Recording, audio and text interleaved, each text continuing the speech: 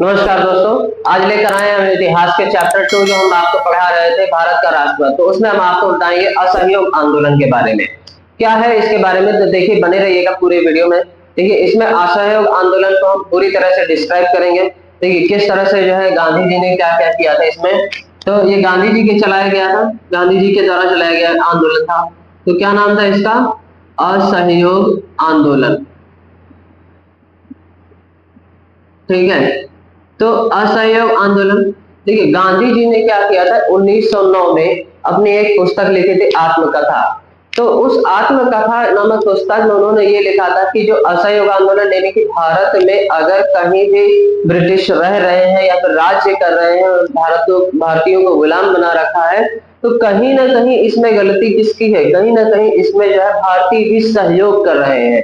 कि कुछ तो ऐसा होगा कि जो उनको जो है यानी कि वो लैंग्वेज जो ट्रांसफर कर रहे होंगे, उनको बता रहे होंगे, खुफिया जानकारी दे रहे होंगे कि जिसके कारण भारत में ब्रिटिशर्स राज कर रहे हैं। तो उन्होंने उसके बारे में लिखा कि यदि जितने भी भारतीय हैं जो सहयोग कर रहे हैं वो अगर अपना सहयोग वापस ले लें तो सिर्फ मात्र 1 साल में ही वो क्या करेंगे, ब्रिटिशर्स भारत से बाहर चले जाएंगे।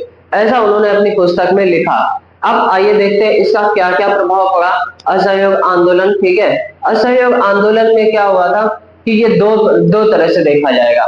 ठीक है, पहला हम अगर देखेंगे तो शहरी इलाके में इसका क्या प्रभाव पड़ा।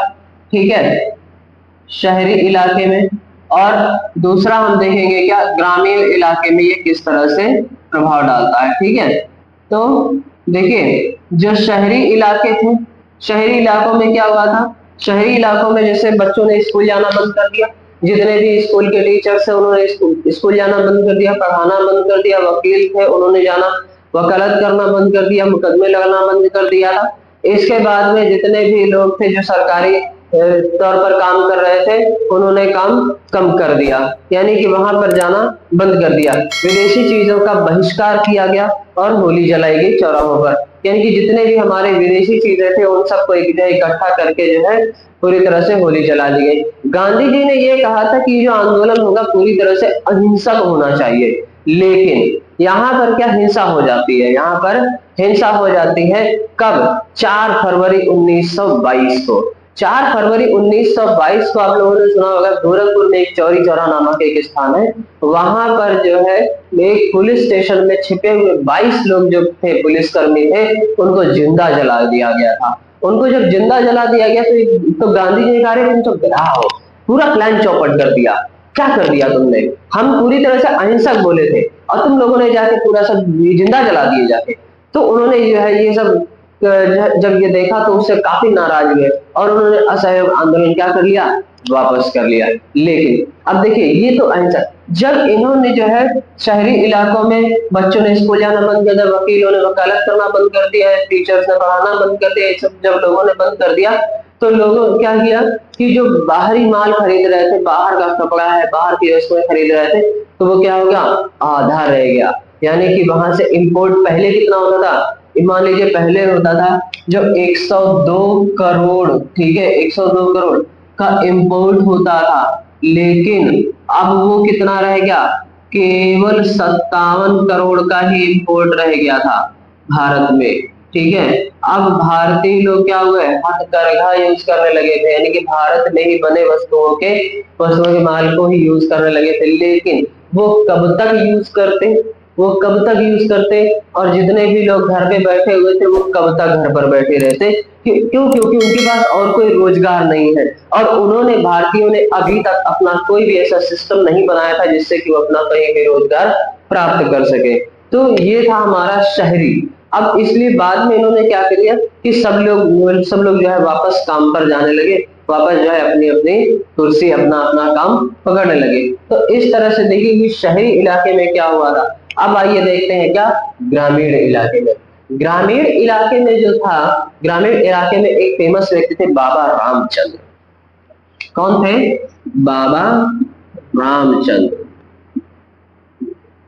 ठीक है, इनको क्या कहा जाता था, इनको एक गिरमिटिया मजदूर भी कहा जाता था, इनको गिरमिटिया मजदूर भी कहा जाता था। ठीक है, ये कहां पर हुआ करते थे, ये अवध में हुआ करते थे, अवध में, अवध प्रांत। ठीक है।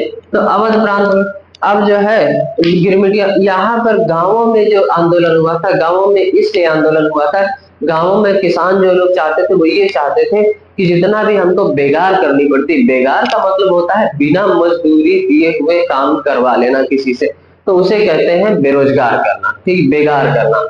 अब बेगार करने पे भी इन्होंने रोक लगी, किसानों की मांग थी कि जो बेगार हो रही है इसको बंद किया जाए, हमसे जो अनाप शनाप जो टैक्स वसूला जा रहा है उसको भी बंद किया जाए, इसके बाद हम पर जो भी अत्याचार हो रहे हैं वो भी बंद किए जाए, जमीन के पट्टे जो है वो निर्धारित कर दिए जाए कि इस किसान के पास इतने पट्टे निश्चित कर दिए जाए। पहले क्या होता था, जो बड़े बड़े जमींदार थे, तालुकदार थे, वो लोग जमीन के पट्टे जो है निर्धारित नहीं करते थे, मतलब 2 साल इस किसान को दे दिए, 6 महीने इस किसान को दे दिए, साल भर उस किसान को दे दिए, तो इस तरह से वो उनका मानना ये था कि अगर हम इसको एक साथ दे देंगे तो इसका जो है उस पट्टे पर अधिकार हो जाएगा, पट्टा मतलब जमीन का एक टुकड़ा, तो उस टुकड़े पर जो है किसान का अधिकार हो जाएगा, फिर लेने में मुश्किल हो जाएगी।